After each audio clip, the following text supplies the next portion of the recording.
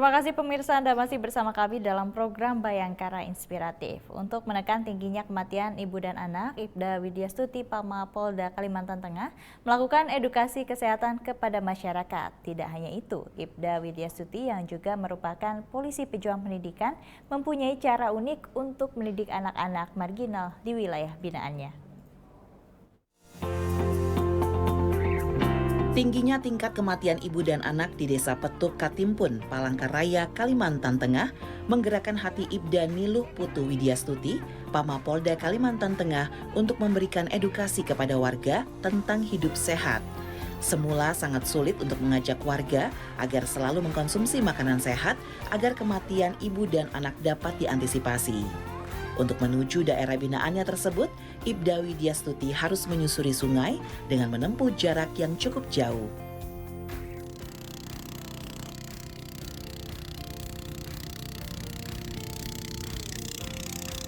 Beberapa strategi komunikasi dilakukan agar warga tersentuh hatinya untuk hidup sehat. Akhirnya, Ibda Widyastuti melakukan pendekatan kepada anak-anak untuk diajarkan baca tulis. Dari pendekatan komunikasi tersebut, warga perlahan menerima edukasi kesehatan yang diberikan Ibda Widyastuti sehingga angka kematian ibu dan anak terus menurun.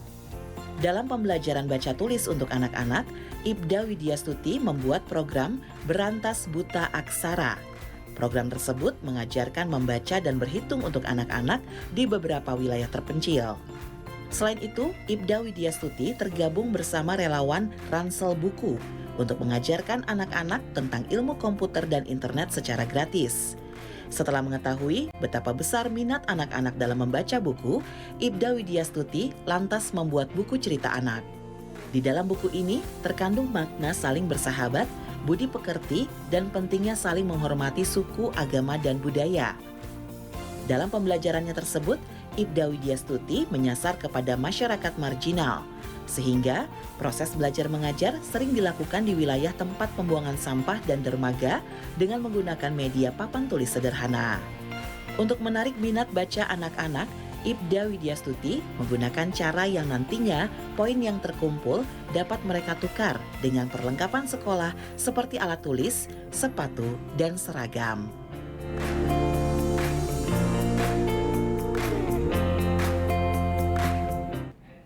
Untuk mengetahui bagaimana cara menekan tingginya kematian ibu dan anak, serta perjuangkan pendidikan untuk anak-anak marginal di wilayah binaannya, kita telah terhubung dengan Ibda Niluh Putu Widyastuti, Pama Polda Kalimantan Tengah. Selamat siang, Ibda Widyastuti. Halo, selamat siang Mbak. Apa kabar Ibu? Baik, luar biasa, sehat. Baik. Ini apa yang Anda lakukan dalam pemecahan masalah tingginya kematian ibu dan anak di wilayah binaan Anda, Ibu? Siap, kami melakukan upaya pencegahan dengan cara melaksanakan kegiatan penyuluhan. Kemudian kami juga mengajarkan kepada ibu-ibu untuk cara hidup sehat, diantaranya dengan cara pembuatan air bersih, karena kan masyarakat kita di desa binaan ini tuh mereka tinggalnya di sekitaran sungai. Jadi kami juga mengajarkan ibu-ibu di sana untuk cara mengelola hasil dari nelayan kampung itu untuk dibuat seperti kayak makanan sehat gitu Mbak untuk anak-anak. Contohnya membuat abon ikan, membuat nugget ikan. Kami mengajarkan juga kepada anak-anak untuk cara hidup sehat dengan tidak membuang sampah di sekitaran sungai, seperti itu. Baik, ini Anda juga menyusuri sungai dengan perahu motor menuju wilayah binaan. Medan yang bagaimana yang Anda hadapi menuju wilayah terpencil? Dapat diceritakan Ibu? Mohon izin Mbak, sebetulnya itu tempatnya itu tidak terlalu terpencil ya. Hanya saja karena memang medan untuk kita ke sana itu hanya dapat ditempuh menggunakan perahu motor. Jadi jarak tempuh yang untuk suatu ke tempat desa binaan itu contohnya pulang pergi itu dengan 3 jam menggunakan perahu getek Mbak, seperti itu. Itu artinya belum ada akses darat begitu ya untuk menuju wilayah binaan Anda? Apabila menggunakan jalan darat, itu jarak tempuhnya akan sangat lebih jauh lagi dan juga akses jalan ke sana itu cukup rusak Mbak, jadi agak susah untuk kita mencapai tempat itu. Dan kemudian tempat saya mengajar itu kan Mbak seperti di tempat eks dermaga gitu Mbak, jadi anak-anak itu sudah berkumpul menunggu kita di sana seperti itu Mbak. Baik, apa yang menyebabkan Anda sempat kesulitan dalam berkomunikasi dengan warga? Kalau kesulitan untuk berkomunikasi sih sebetulnya tidak ada Mbak, cuman ya namanya kita untuk masuk ke suatu wilayah itu kan Mbak, apalagi kan saya ini sebetulnya dinasnya bukan di Babin Mbak, tapi saya ini adalah anggota Intel Mbak, jadi kegiatan saya itu juga sebagai sarana saya full bucket. Nah, kemudian habis itu kita kan untuk memperkenalkan program kita ini kan kita juga harus permisi dulu kepada Bapak Ketua RT, Bapak Kepala Desa di setempat itu. Nah, kemudian dengan sambutan dan antusias dari masyarakat itu, sehingga kita tidak mendapatkan kendala. Malah kita didukung, malah banyak dari orang tua murid saya yang ikut juga belajar membaca, Mbak. Baik. Bu Widi, ini bagaimana cara Anda menarik hati warga agar anak-anak tertarik begitu untuk diberikan pembelajaran? Bisa diceritakan? Siap, awal mulanya saya itu Mbak menarik hati anak-anak itu untuk belajar membaca itu karena kan saya berpikir Mbak, sebagai seorang polisi ini saya tidak punya keahlian khusus di bidang tenaga pendidikan Mbak. Nah, jadi saya hanya mengajarkan anak-anak ini baca, tulis, dan berhitung karena menurut saya hanya itu kemampuan yang saya miliki Mbak. Dan karena juga di sana itu anak-anaknya itu banyak anak-anak yang usia dari 3 tahun, 4 tahun, 5 tahun, bahkan ada yang usianya 8 tahun tapi masih kesusahan dalam membaca. Sehingga saya mengajarkan metode mereka itu cara berhitung atau cara memperkenalkan kata-kata itu melalui kartu bermain seperti ini Mbak. Nah, karena kalau anak-anak itu kan mereka itu cenderung mengertinya itu melalui media gambar. Kemudian saya memperkenalkan itu cara membacanya tuh menggunakan kartu ini Mbak. Seperti misalnya ini ada, kalau bisa dilihat, ini kan kalau dimasukkan kartu gitu, nah nanti dia akan ini Mbak, akan bunyi sendiri gitu, anggur, terus ada bahasa Inggrisnya juga.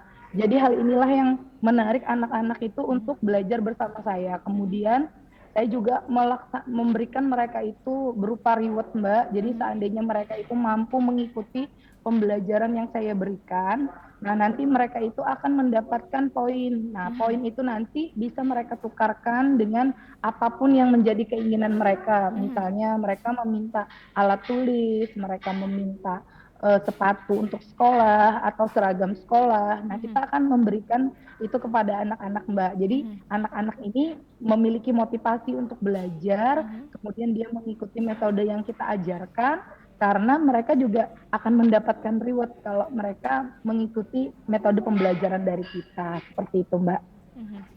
Menarik sekali ya metode pembelajaran yang Anda lakukan ini. Sebetulnya alat peraga pembelajaran ini Anda dapatkan dari mana? Apakah Anda membuatnya sendiri atau dari mana Bu, bisa diceritakan? Kalau untuk alat peraga itu, karena kan saya juga memiliki anak ya Mbak di rumah. Jadi anak-anak saya itu juga saya ajarkan sama saya gitu Mbak. Jadi saya tuh melihat bagaimana cara anak saya ini mampu mengikuti pelajaran yang saya berikan. Jadi metode itulah yang saya berikan juga kepada anak-anak di daerah desa binaan saya. Kemudian saya juga ada membuat buku cerita. Ini juga ada di web saya Mbak, Polisi Superhero. Ini buku cerita yang seri kedua. Kemudian ada buku cerita yang seri pertama, ini berceritakan tentang Babin Kamtibmas. Seperti apa sih pekerjaan seorang Babin Kamtibmas itu, selain mereka itu bekerja dengan penegakan hukum, tapi mereka juga bagaimana cara mereka dekat dengan masyarakatnya. Di buku ini juga ada hal untuk mewarnai Mbak. Jadi anak-anak itu di samping mereka membaca, kita memperkenalkan anak-anak untuk membaca, menyukai untuk gemar membaca, kita juga memberikan anak-anak untuk berkarya. Nah, kemudian di buku ini juga ada kita sisipkan doa untuk 5 agama Mbak. Jadi jika ada orang tua yang membaca membaca buku cerita ini, mereka dapat menyesuaikan dengan agamanya masing-masing, Mbak. Misalnya seperti saya agama Hindu, ketika saya mengajarkan anak saya doa belajar, ya saya akan membacanya dengan agama Hindu. Kalau yang agama Nasrani mungkin dengan agama Nasrani, agama Islam ya mungkin dengan doa Muslim gitu, Mbak. Seperti itu, Mbak. Baik, jadi memang buku yang Anda rancang ini bersifat universal gitu ya, bisa digunakan oleh seluruh umat beragama di Indonesia. Ya, benar sekali, Mbak. Jadi untuk memperkenalkan anak itu membaca, anak-anak itu kan senang terhadap gambar-gambar gitu, Mbak. Jadi kita mengadakannya itu buku cerita bergambar ini supaya mereka itu tertarik dulu. Kemudian mereka menyukai profesi polisi. Karena kenapa saya mengambil judulnya itu polisi superhero? Karena ini tuh juga sebenarnya nama dari anak-anak, Mbak. Jadi sebetulnya saya tuh suka dipanggil anak-anak di sana itu kan Kak Dias. Nah, jadi mereka itu menganggap polisi ini tuh adalah pekerjaan yang baik, mulia. Makanya mereka tuh bilang kalau polisi itu adalah superhero karena polisi itu dapat melakukan apa saja, seperti itu, Mbak. Baik. Ini ada program ransel buku yang Anda ikuti bersama relawan. Bisa diceritakan mungkin itu program apa sebetulnya, Bu? Siap, saya itu awal mulanya terjun di program yang Mas Buta Aksara yang saya buat itu, Mbak, berawal dari relawan yang bernama Kak Peri. Kak Peri ini mempunyai tempat belajar bermain yang dinamai Ransel Buku. Kemudian saya menjadi relawan dan aktif ikut di kegiatan mereka, menjadi tenaga pengajar juga di Ransel Buku. Nah, itu awal mulanya saya, Mbak, terjun ke Yanmas Buta Aksara Presisi ini. Baik, apakah di wilayah Anda ini sudah ada penunjang peralatan komputer dan sarana internet untuk menunjang pembelajaran? Ada, Mbak, kemarin kita pernah dibantu sama Bapak Kapolda Kalimantan Tengah. Beliau membantu kita 5 unit komputer beserta peralatannya, dan di Ransel Buku sendiri juga kita ada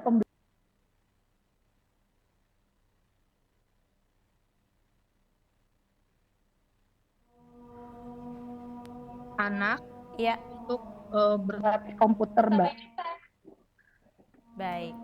Baik, mengapa Anda mengutamakan warga marginal dan sering mengajar di tempat pembuangan sampah? Karena menurut saya anak-anak seperti inilah anak-anak yang ibaratnya kurang perhatian, Mbak. Jadi saya tuh maunya menyentuh anak-anak yang memang kurang perhatian, anak-anak yang jauh dari sekolah, anak-anak yang seharusnya bersekolah tapi mereka juga harus membantu perekonomian keluarga. Jadi saya itu menanamkan ke mereka itu jangan minder, jangan takut, karena walaupun apapun pekerjaan orang tua mereka, mereka juga tetap memiliki hak dan kesempatan yang sama seperti anak-anak lain pada umumnya. Jadi saya juga memperkenalkan ke mereka kalau bahkan mereka pun bisa, Mbak, menjadi polisi, menjadi polwan seperti saya. Dengan cara apa? Dengan cara mereka rajin belajar, seperti itu, Mbak. Baik, terakhir Bu Widya, pesan apa yang dapat Anda sampaikan kepada masyarakat tentang pentingnya kesehatan dan pendidikan bagi anak-anak? Silakan. Pesan saya kepada anak-anak saya di desa binaan saya berharap mereka rajin belajar sehingga mereka bisa menuntut ilmu dan menggapai cita-cita mereka. Semoga dengan mereka rajin belajar, apapun yang mereka cita-citakan akan tercapai. Kemudian pesan kesehatan dari saya, kita harus menjaga alam, karena dengan kita menjaga alam, alam juga akan memberikan hal-hal kebaikan kepada kita. Kemudian moto saya ialah ilmu yang bermanfaat dan berkah adalah ilmu yang diamalkan dan bisa berguna untuk orang lain dalam hal kebaikan, Mbak. Baik, terima kasih Ibu Widyastuti, Ibda Niluhputu Widyastuti telah bergabung bersama kami dalam Bayangkara Inspiratif, terus dapat menginspirasi warga sekitar. Terima kasih, selamat siang dan salam presisi, Bu. Ya, salam presisi, terima kasih, Mbak. Pemirsa, informasi tadi sekaligus menutup jumpa kita di Bayangkara Inspiratif hari ini. Saya Ratu Dianti, terima kasih atas perhatian Anda, selamat siang dan salam presisi.